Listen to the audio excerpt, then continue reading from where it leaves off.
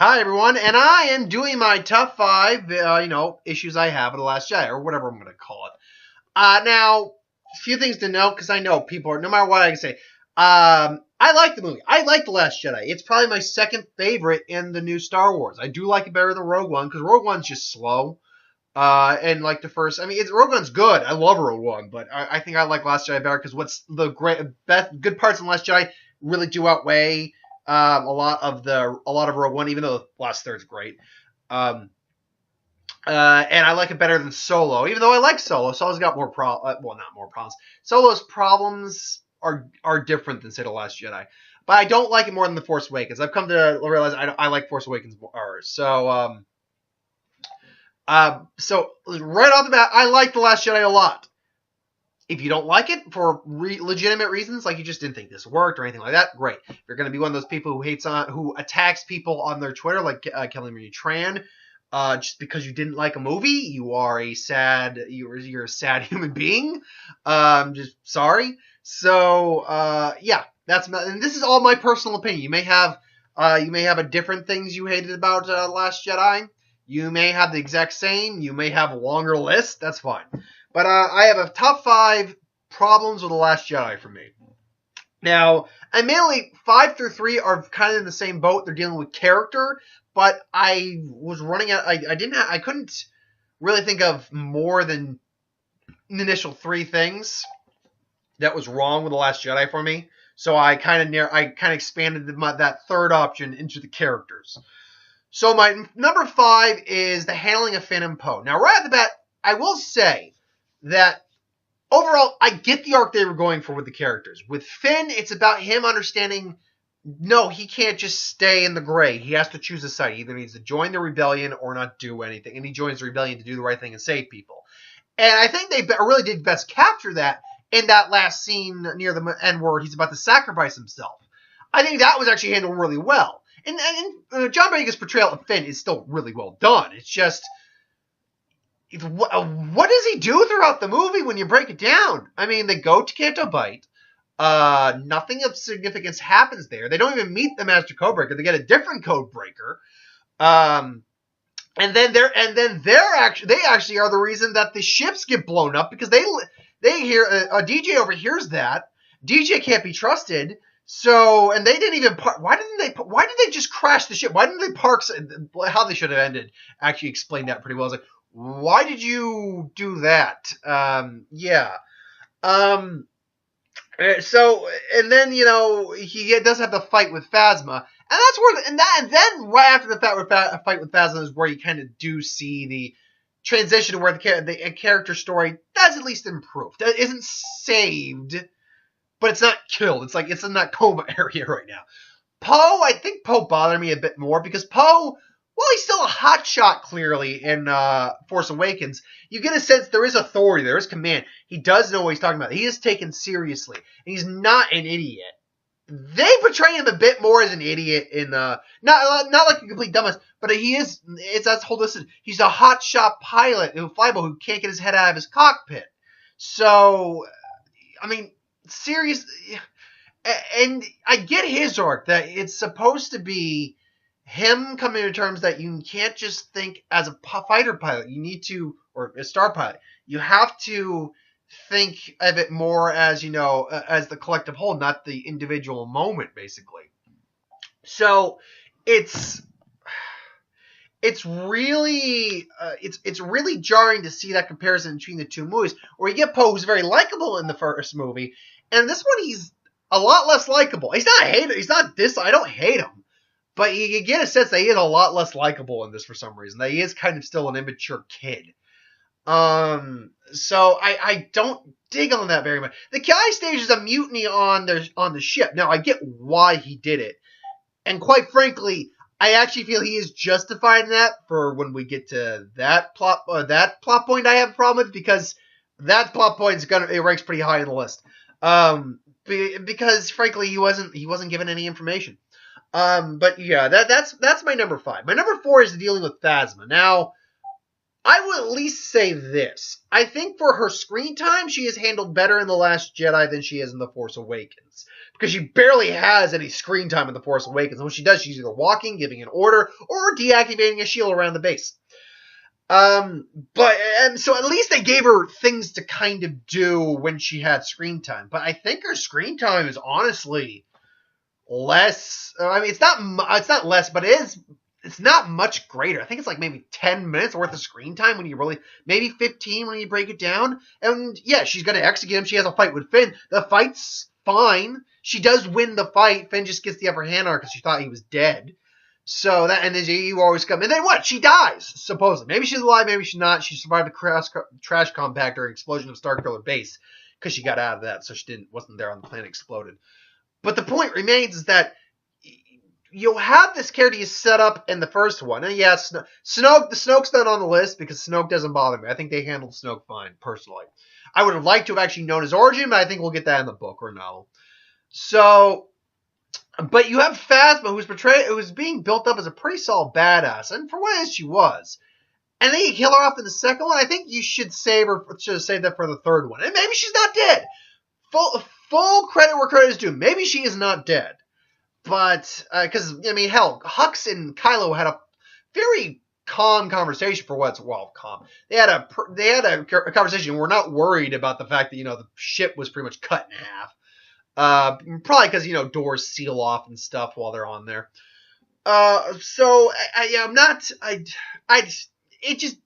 You have this character that you're building up in The Force Awakens. You build up for The Force Awakens, get no payoff whatsoever within The Force Awakens. Then you bring her back, you give us some payoff, but you kind of don't handle it at all again. You kind of just throw her away again.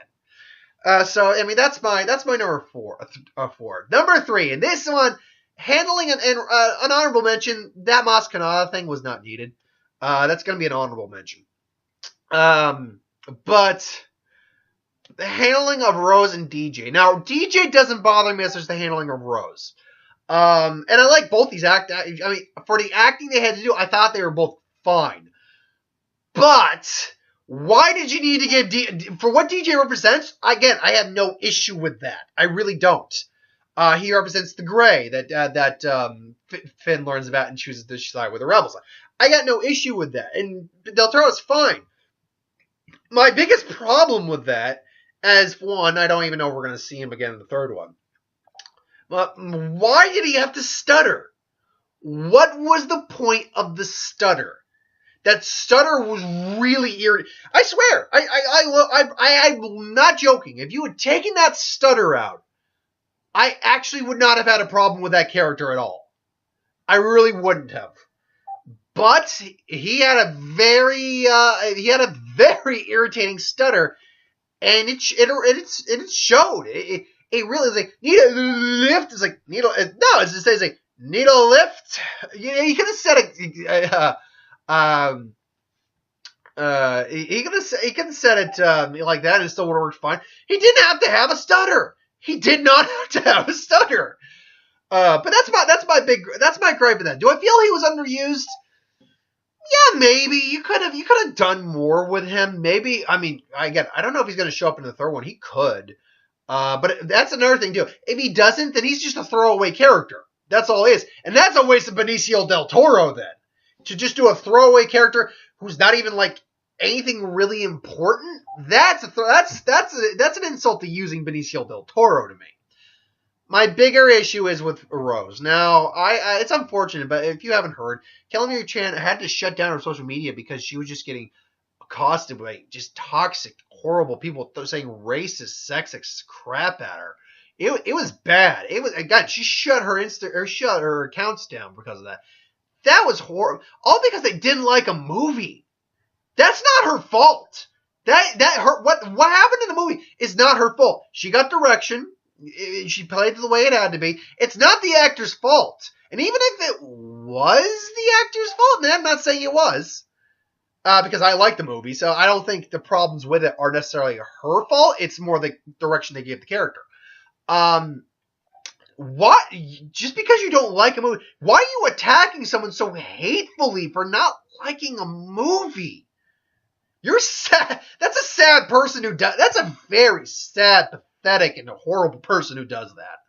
So I don't want to get into that too much into that. So yeah, my issue isn't with the actress. She did fine. In fact, she has a nice little scene in the beginning where she's crying over the loss of her sister. My problem is the characterization of this character is look okay. Like the initial. Up until the Canto, honestly, yeah, the Canto Bice stuff is what really kills it. Really think about it, because up until that point, things basically still seem consistent. Like with Finn, he even seems consistent up until then. But the storyline between him or her and Finn right off the bat, it's like, okay, we're gonna go to Canto, we gotta find a Master Codebreaker. Can't find him? Let's lounge for a bit, even though they're our friends are on the verge of on the cusp of dying. They only got so much fuel. The shields are gonna break down. They'll be blown to bits. Let's have a chat about, animal rights and slavery rights. Let's do that. What? No.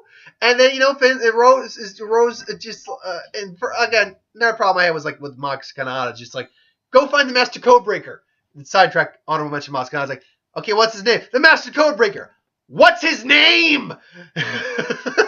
Because I can just ask for the guy around. It's like, hey, have you seen this guy around? Oh, he's over there. Thanks. What? It was literally something out of a video game. You know what? I'm gonna put that as number 6 now. I'm actually gonna say that now. That's number 6. And in fact, you know what? No, that's number 5. I'm changing it right now. I'm changing this on the fly. That Maz Kanata thing makes it to. Yeah, it makes it to number 5. No, you know what? Makes it a number 4. I hate it even worse than the Phasma thing, and I say that out loud.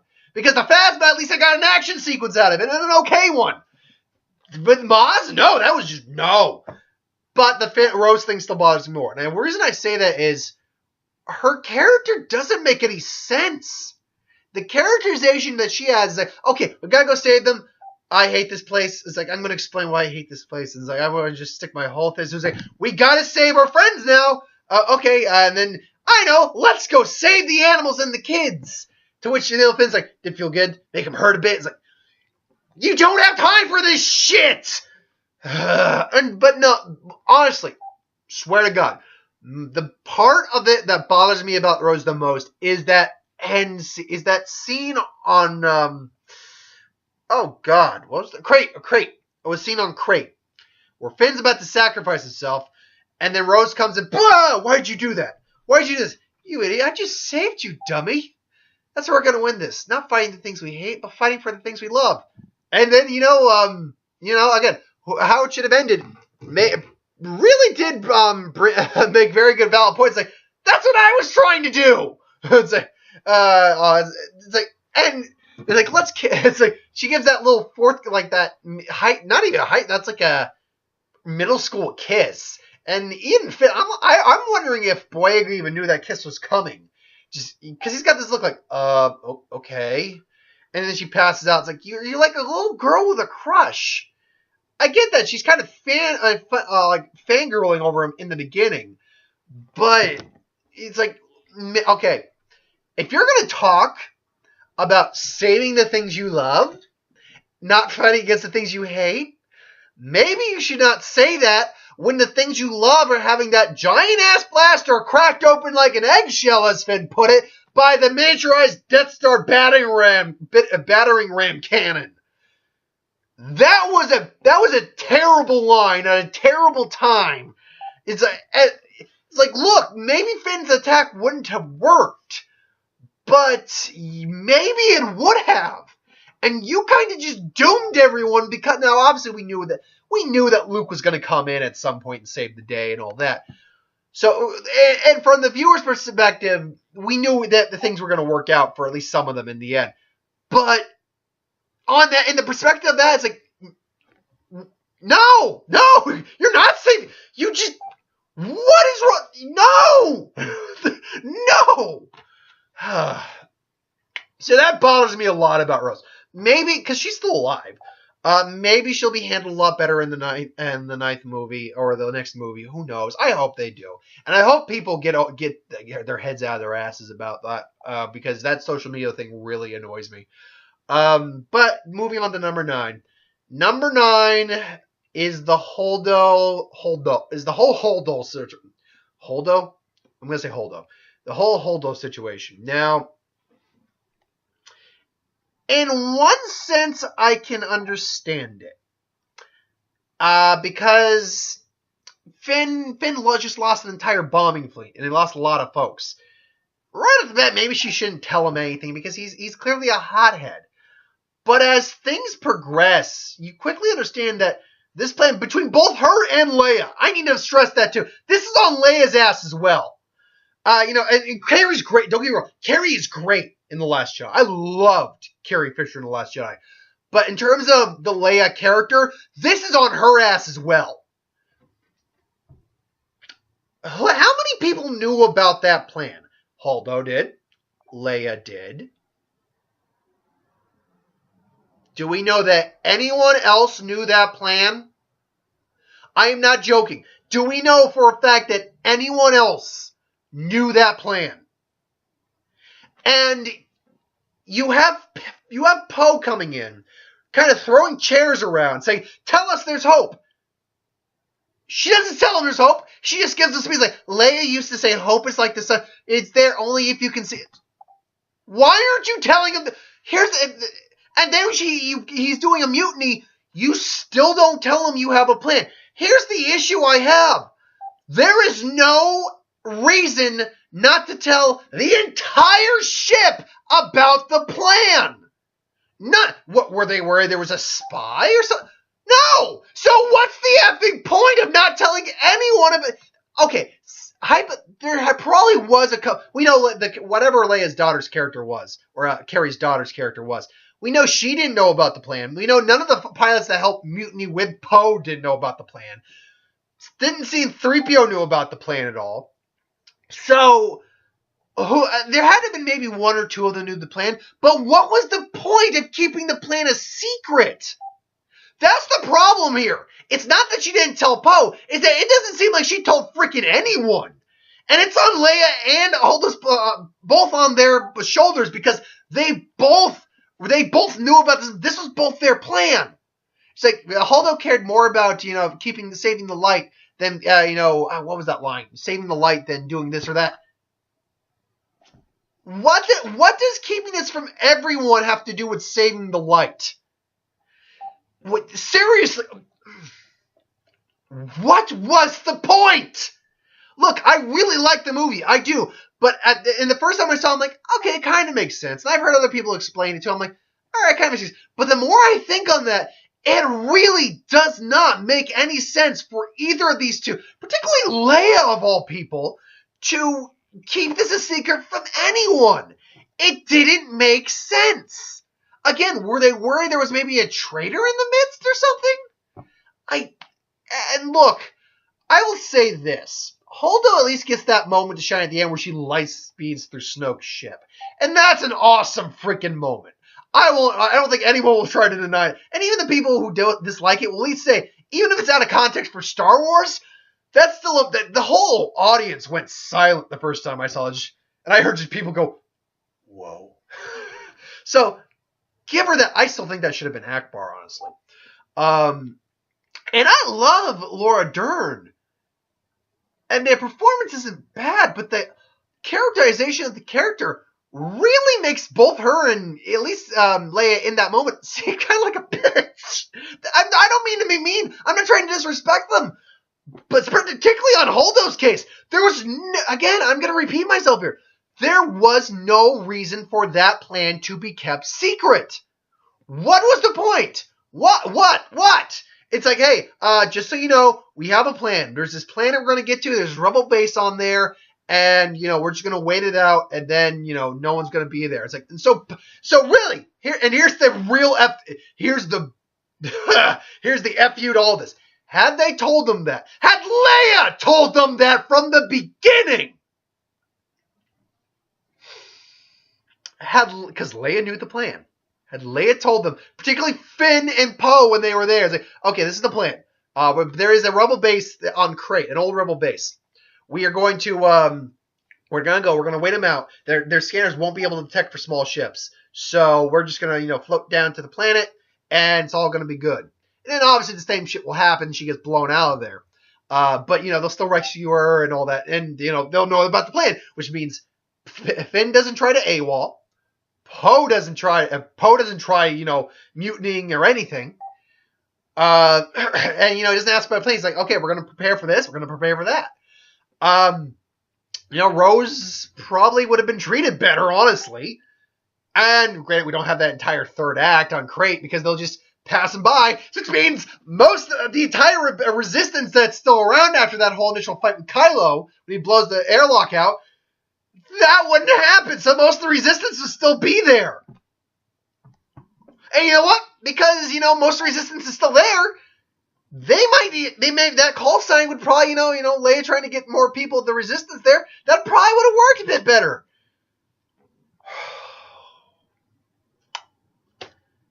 Yeah.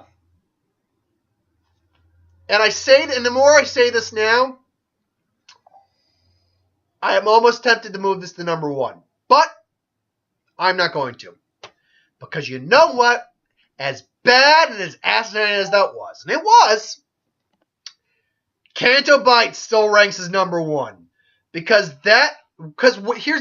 here's the real key difference between because I'm not as angry as the Canto Bight as I am with the Holdo stuff. That actually got me, as you saw, I was actually getting angry at that a little bit. Hold on 1 second. Puppy wants to go outside. Puppy wants to go outside to get some poopies. My issue with the Canto Bight as opposed to the Holdo stuff is the Holdo stuff at least served a narrative purpose in a few ways. It served for a post character. It wasn't the best way to do it, but it served for post character. It gave us that awesome moment with the ship light speeding through the Star Destroyers. So there was at least some things that came out of that. What came out of First off, Canto Bight is a casino planet, and it's just that's something ripped right out of the prequels. That's almost as bad as the diner in episode 2. I won't say it's quite as bad because it's not a complete just 50s diner. It is a space casino in many ways. But you get all these quirky little things. It's like, okay. And then we have to, do this whole horse racing thing. The CGI in those, I don't remember what they're called. That was not some of the better effects in the movie. They looked fine, but comparatively, it was not some of the better effects in the movie. And then you get this whole subplot here. It's like, woo, yeah, our friends are still dying. Woo, yeah. What? What? No. So, and then you have that. Then you say, the Master Code Breaker. And that serves no purpose there. It's that the Master Code Breaker is like, I will say, the nod to Indiana Jones and Temple of Doom, that was cute. I did enjoy that. But you break it down, it's like, dude, is there a point to being on this planet? We found DJ. Why couldn't he have just been the Master Code Breaker? Why did he need the stutter? Why did we need to go to this planet? Why did you include this planet? Why does this feel so much like the prequels? Why are the effects in and out? Did this serve any narrative point? Correct answer? No! Wait a minute, correct answer? No, it did not serve a narrative point! There was no narrative point at all at the Canto Bight. There was at least a narrative point to the Holdo issue. Whether it was good or bad, you can at least say there was at least a narrative point they were trying to make. Did it work? That I don't personally think that it worked. At least not in the way it should have. It furthered Poe, but not in the way that they should have furthered Poe. They should have furthered Poe in the same direction he went, just utilizing a different story outline. Whereas there's no reason I can think of that Canto Bight needed to be in that movie.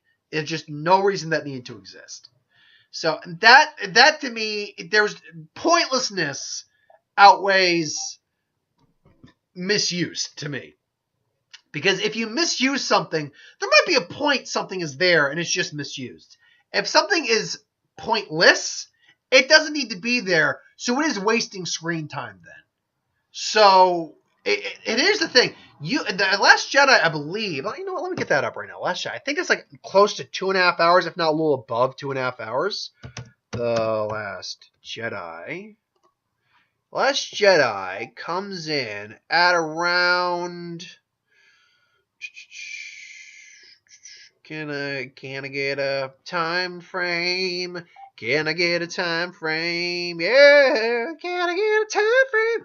152 minutes, which is 2 hours and 22 minutes. No, wait, 2 hours and... Oh, no, that's 2 hours, 30 minutes, 32 minutes. Now, it's a little over 2.5 hours. So, Canto Bight took up... guessing here. I'm trying to remember how much screen time was.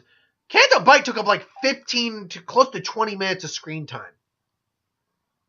You wasted 15 to 20 minutes worth of screen time on this planet. When you could have maybe been... You could have added that third lesson that got deleted out of The Last Jedi. Or, one second. When he goes to that caretaker village and stuff like that. That you could have added that in. That could have... You know what? There you go. Could have added more time with Chewie.